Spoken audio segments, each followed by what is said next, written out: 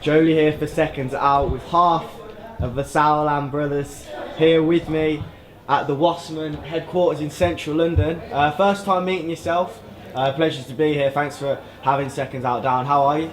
Doing very well, thank you. Doing very well. Good. We just had the press conferences announcing the new fighters, obviously. Chris Eubank Jr as well, Nathan Gorman, Josh Kelly. Harlem Eubank, that's the one.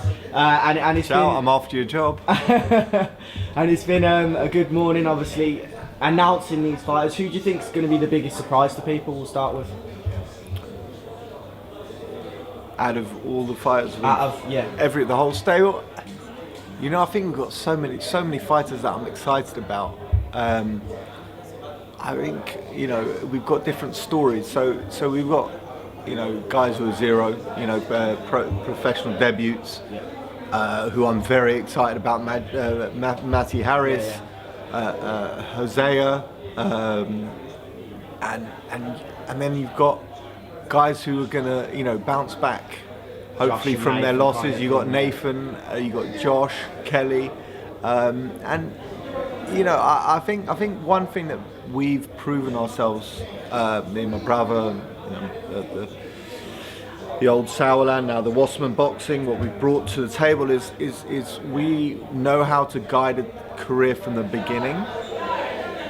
We know how to guide a career once it's gone wrong, and we can bounce them back. And we also know how to make superstars. And I believe we've signed fighters that can all become superstars. Some are already superstars, as in Chris Eubank Jr. I think Josh Kelly was a fight away from becoming a superstar. He's very well known. But I believe his mindset wasn't right going into that fight, taking nothing away from that Venetian, who did a great job.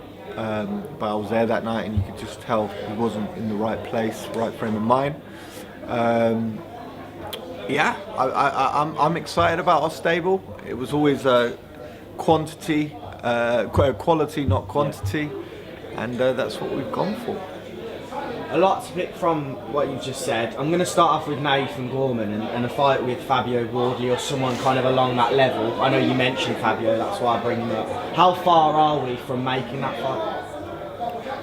You know, we work very well with Matchroom. I think it's a great fight. I think it's you know, domestic heavyweight. You know, it's got everything you ask for. I think my humble opinion is that that's a good fight for Nathan. But then again, you know, everyone's got their opinions, and yeah. Okay, so let's move on to Chris. Obviously, fighting October the 2nd. This is the kind of new start, if you like, on Sky. This is the first one. Obviously, in weeks to follow, there's going to be more cards as well, but it's a good card and it's in Wembley. Talk to me about that whole card, and obviously a big chunk of that, because you talk about Chris and what your plan is to do with him over kind of the next year and the fights you want to make. Yeah, of course. He's fighting Sven Elbir. German. You know, German. I know him well. He gave the IBF, who's in an IBF final eliminator, Patrick Wojcicki, a very, very tough fight. Sven felt like he won that fight.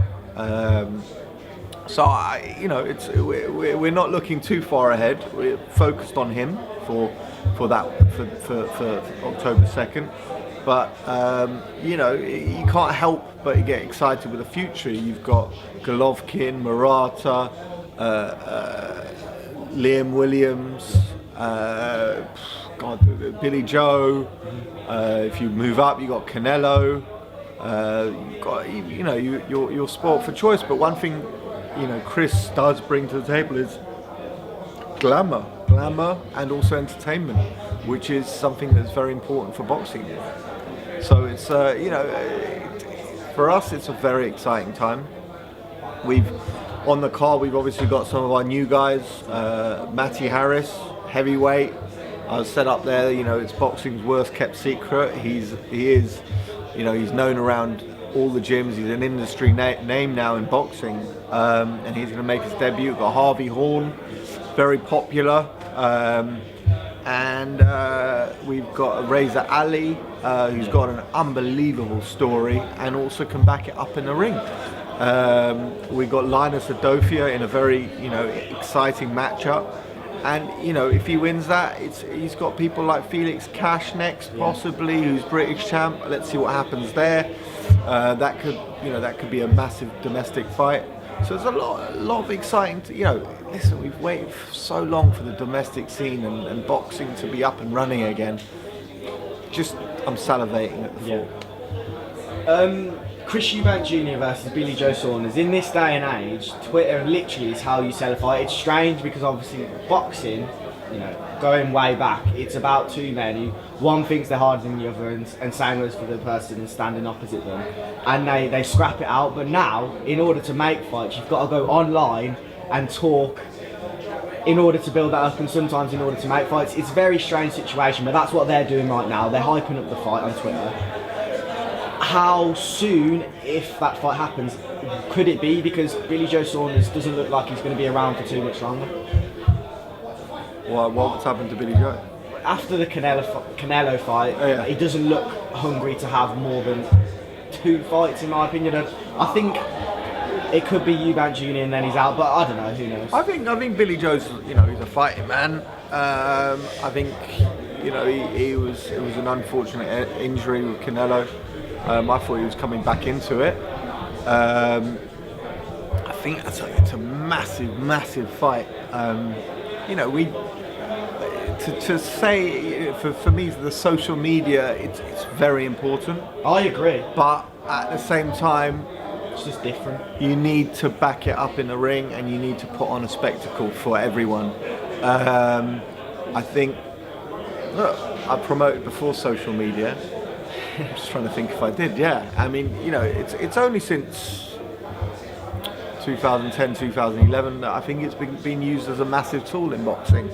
I think it's grown obviously, and everyone seems to have an opinion on Twitter these days. Yeah. But at the end of the day, it's the two boxers in the ring, and it's the promotion around it. Not only on social media, but also on your written journalists, your online journalists, etc., etc.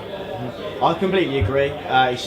It's extremely different to see how it's changed. Interesting to see how it's changed. And kind of on that note, going to tie that into KSI and your work with him. I know it was announced a couple of months ago now. I think it was July or late June that you're going to be working with him. Could you kind of just explain the details on that and how soon he's going to get started with his own stable or whatever it is he's trying to work on? Yeah, well, we're currently he's a very, very busy man. He's been doing all the festivals. He's just been on a holiday recently, so we are developing it, and it's together with Mams Taylor, his manager, owner of Proper Loud Music.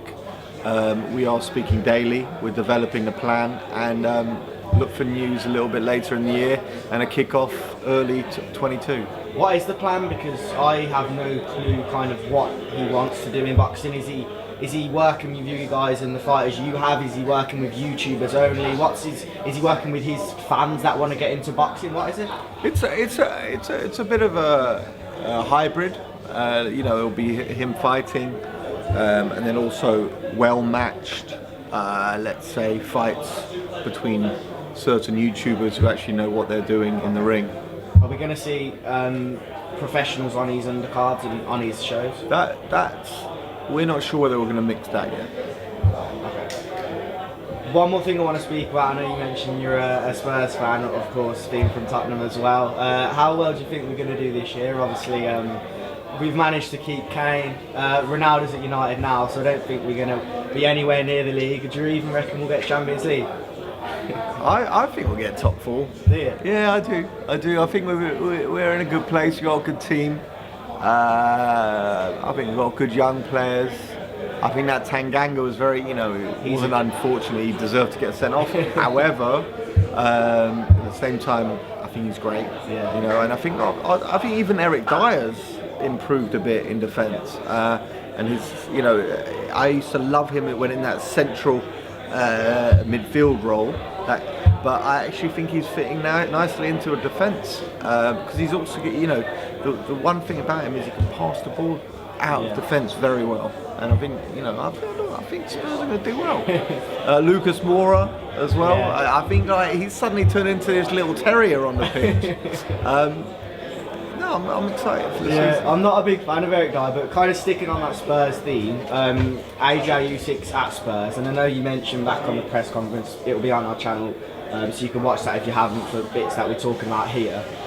You mentioned that it's big for you guys that you're going to stadiums now or arenas. Imagine one day if you were able to get a show at Tottenham Hotspur Stadium. That would definitely be a dream come true. Yeah, I mean it's great to have stadium fights, and I think George Groves, who's here today, was the first one in how long? I don't know how long it's been since there's been a stadium fight. Chisora Hay, was that a stadium fight? I don't know. West Ham, wasn't it? Yeah. But Groves Frotch was the first 80,000 tickets a stadium show. But yeah, I can't wait for Usyk against Joshua next week or in 10 days. I think Joshua stops him 7-9. Mm-hmm. Right hand. I find that Usyk, he brings that left. He comes a bit square, which is weird. He's normally, as a southpaw, you're a bit narrower for some reason, a bit more one-dimensional, but he kind of brings that left leg round a lot, and everyone compares him to Lomachenko, but Lomachenko he's a super feather lightweight. He makes those moves a lot easier than a guy who's now fighting 100, 105 kgs. And he takes too many shots, and I think AJ, he's just going to walk onto that straight right. That's my feeling. And then last of all, I like Usyk as well. I think he's brilliant. I think he's brilliant. But I think the size and the power. Last of all, Fury Wilder, quick prediction. I think Tyson. You can't go against Tyson. I think he's he's an inspiration. What he's done, what he's dealt with in life, and he's a real life Rocky story. And I would never bet against Tyson Fury. I know, and he's had that back and forth with Dillian Whyte as well, which would lead to another interesting fight. We kind of got the impression about a year ago that he wouldn't be fighting for too much longer. He said sometimes, I think his dad said he should retire after a couple of fights now, and obviously he has retired before. But that Dillian Whyte fight is one that would do big numbers. Yeah, 100%. I mean, imagine fight week for that. Crazy. They both extra security. Extra security indeed. Listen, thanks for speaking to us.